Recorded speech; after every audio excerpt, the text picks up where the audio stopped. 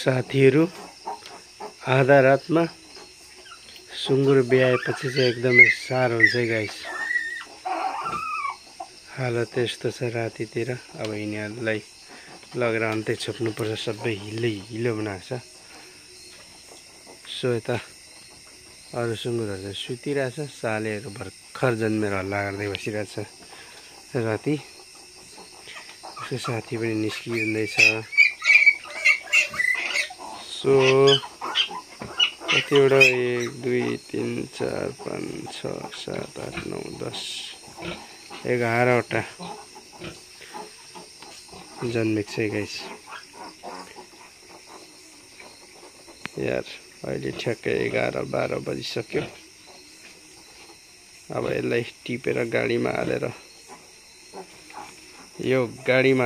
लगेर छोपेर राख्नु पर्यो यार।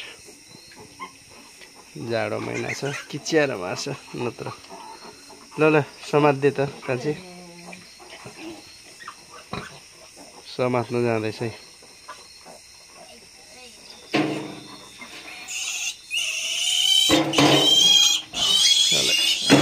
छेपारो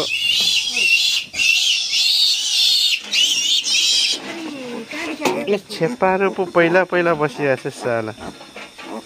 ल यसरी हालेर यसलाई उता घरमा लगेर छोप्नुपर्छ यार। यस्तो दुःख हुन्छ है राति जन्मियो भने चाहिँ सुँगुर यार। ल गाडीमा चढेन जन्मिने साथ। यो माउ उफ्रेकै छ। अब एक्लै बस्ने भयो यो माउ चाहिँ।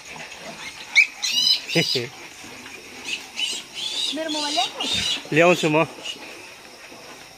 सो यहाँनिर हामीले कटेरोमा ल्याएर यसलाई यहाँनिर सुताउने छौँ है आज रातभर।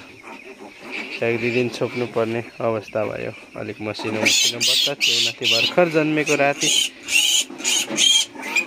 चिच्याउँछ भन्ने डरले टक्कले यहाँनिर राख्ने। अनि भोलि बिहान 4 बजीतिर झिकेर दिने चाहिँ खाली भयो। ल तान त्यो